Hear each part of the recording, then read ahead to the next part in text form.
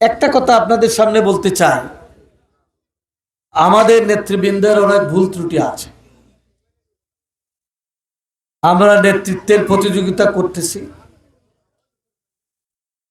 আমরা কর্মীদের সঠিকভাবে মূল্যায়ন করতে পারতেছি না, যার জন্য আপনাদের কাছে আমরা ক্ষমা প্রার্থী। আমার মনে আছে 2018 সালে আমি লন্ডন সফরে গিয়েছিলাম। আমার ভাই আজকে উপস্থিত আছে, মিসবাহুজ্জামান সোহেল প্রত্যক্ষ সাক্ষী। আমার সৌভাগ্য হয়েছিল তারেক রহমান সাহেবের সাথে সাক্ষাৎ করা। এই সময় আজকে আপনাদের নেতা, ভবিষ্যতে যাকে নিয়ে আপনারা নির্বাচন করার পরিকল্পনা করতেছিলেন, সেই আমাকে নিয়ে গিয়েছিল, শিডিউল করেছিল, সময় নির্ধারণ করেছিল। আমি এই জন্য বলতে চাই, তারেক রহমান সাহেবের কাছে আমি একটু প্রশ্ন করেছিলাম, সুনামগঞ্জ সম্পর্কে আমি একটা প্রশ্ন করতে চাই। উনি আমাকে বলছিলেন, সভাপতি মহোদয়, আমি সব জানি। আমি অবাক হয়ে গিয়েছি।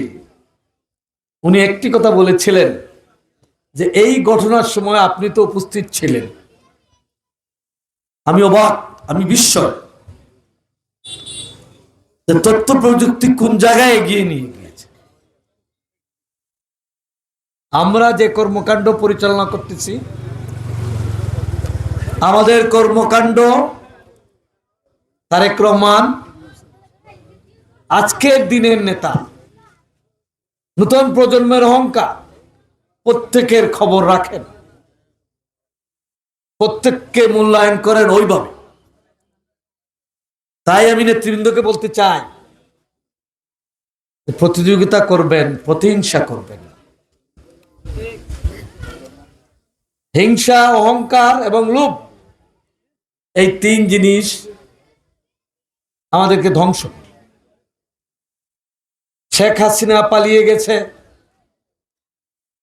এই তিন কারণে, আমার কাছে যে মূল্যায়ন।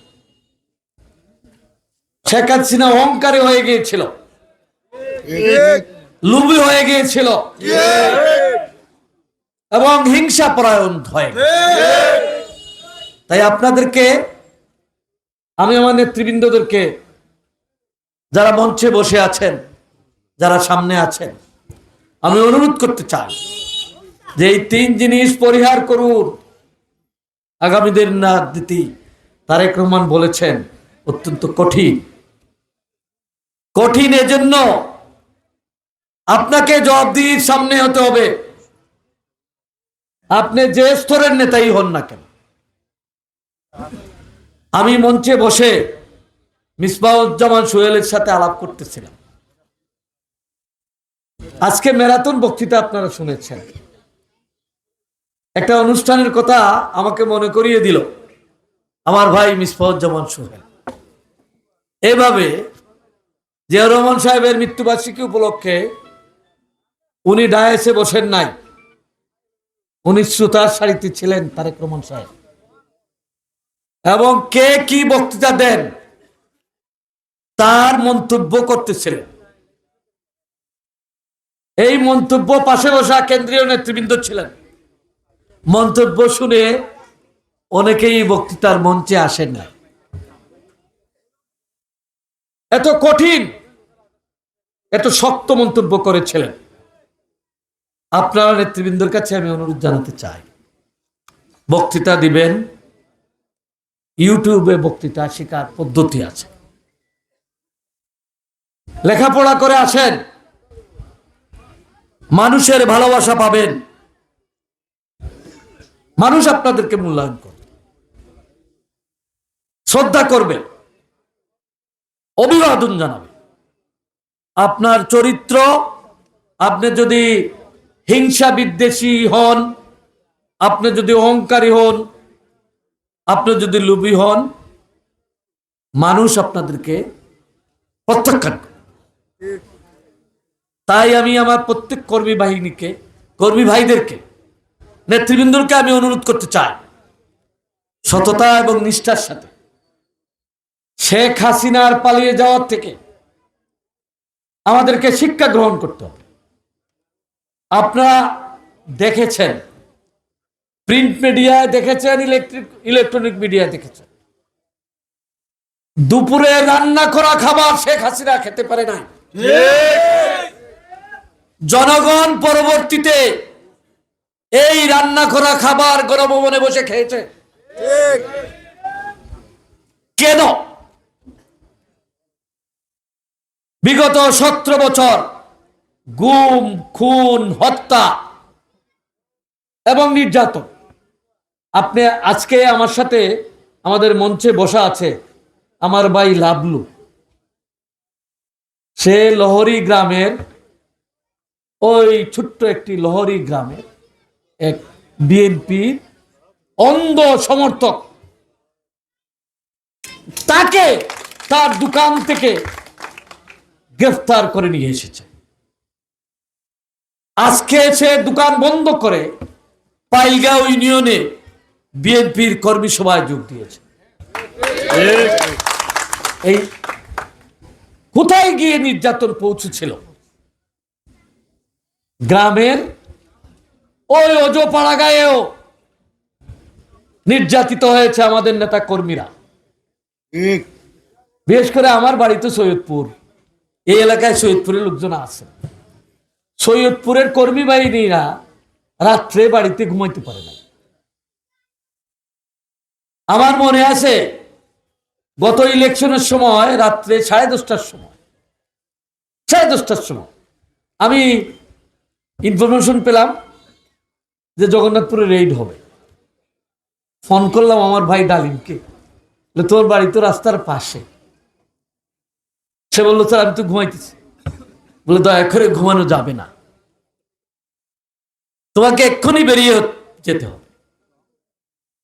সে পরবর্তীতে বেরিয়ে গিয়ে জানে পাচ্ছে তার বাড়িতে সশস্ত্র পুলিশ বাহিনী রেড করেছে, তার মা বাবা পরিবারের লোকজনকে অপমান করেছে, গ্রামের একজন কর্মীকে। এই নির্যাতন শেখ হাসিনা নির্দেশ হয়েছে, তাই তাকে বাড়াবাদ ফেলে চলে যেতে হয়েছে। তাই আমার নেতা আমাদেরকে বলেন, ভিডিও কনফারেন্সে বলেছেন যে আমাদের যেন এইভাবে রান্না ভাত ছেড়ে পালিয়ে যেতে না হয়। এই শিক্ষা যদি আপনারা না নেন, তাইলে ওই যে আমরা বলি না দিন বদলের দিন, এই দিন নয় আরো দিনও আছে, এই দিনের নিয়ে যাবে, সেই দিনের কাছে নিয়ে যাবে। ক্ষমতা চিরস্থায়ী নয়, অহংকার চিরস্থায়ী নয়, সম্পদ চিরস্থায়ী নয়। তাই আমি আমার শ্রদ্ধাভাজন কর্মী এবং নেতৃবৃন্দকে বলি, বিনীতভাবে বলতে চাই যে আমরা যেন বিপ্লব থেকে শিক্ষা গ্রহণ করি। আমরা যেন প্রতিবাদ, এই প্রতিরোধ থেকে, এই নির্যাতন থেকে আমরা পরিত্রাণ পেয়েছি ঠিকই, কিন্তু আগামী দিন অত্যন্ত কঠিন। এই সরকার কিন্তু নিরপেক্ষ সরকার, এই সরকার বাংলাদেশ জাতীয়তাবাদী দলের সরকার নয়। আমার নেতা বলেছেন যে এই সরকারে আমাদেরকে টিকিয়ে রাখতে হবে, কারণ আমাদের আন্দোলনের ফসল এই সরকার।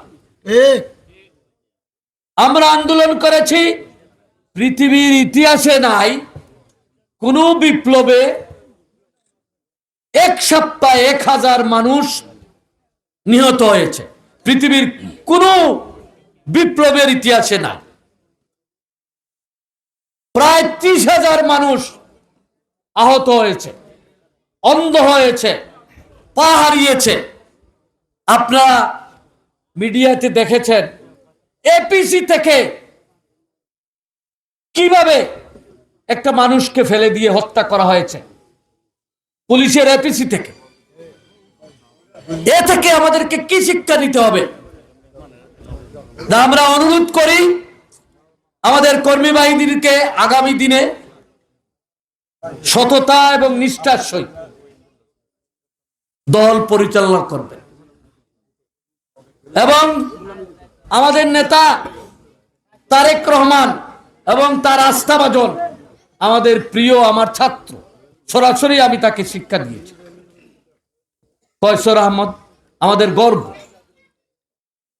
মিসবাহুজ্জামান সোহেল বলেছে তার কর্মকাণ্ড।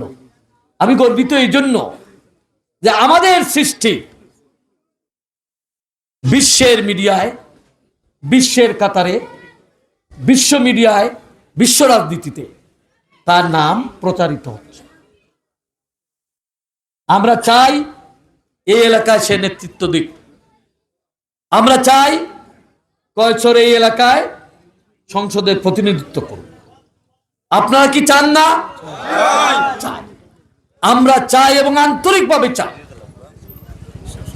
এই অবস্থায় আজকের এই কর্মী সমাবেশে আমাদের নেতৃবৃন্দর কর্মকাণ্ডে, আমাদের কথায়, আমাদের চলনে, আমাদের বলনে যদি আপনারা কষ্ট পেয়ে থাকেন, আমি সবার পক্ষ থেকে অত্যন্ত বিনয়ের সহিত ক্ষমা প্রার্থনা। আপনাদের কাছে আমাদের কর্মী বাহিনী আপনাদেরকে কষ্ট দিয়েছে। আগামী দিনে আপনারাই আমাদের সম্পদ, আর আমাদের নেতৃবৃন্দকে আপনারা দেখে রাখবেন। আমরা এখনো বাংলাদেশ জাতীয়তাবাদী দল সরকার গঠন করে নাই। আপনাদেরকে আমি অনুরোধ জানাতে চাই, এই পরিস্থিতিতে সবাই যেন আমরা ঐক্যবদ্ধ থাকি এবং সততার সহিত আমাদের কর্ম পরিচালনা করি। আমি আমার বক্তব্য দীর্ঘায়িত করতে চাই না। আমাদের এখানে অনেক মুরব্বী আছেন যারা আমরা একসাথে চলেছি। আজকে আমাদের এক মুরব্বী নাই, কাইয়ুম ভাই, আমরা তার জন্য দোয়া করি। এবং যারা মুরব্বীরা এই দুনিয়া ছেড়ে চলে গেছেন তাদের সবার জন্য আমরা দোয়া করি। আজকে আমার ভাই বা ভাইয়েরা যারা এসেছেন সবাইকে আমার অন্তরের অন্তঃস্থল থেকে ধন্যবাদ জানিয়ে, আমার বক্তব্য কেউ যদি কষ্ট পেয়ে থাকে আমি করজোরে ক্ষমা চাই। সবাইকে ধন্যবাদ। আল্লাহ হাফেজ। বাংলাদেশ জিন্দাবাদ। বাংলাদেশ জাতীয়তাবাদী দল জিন্দাবাদ।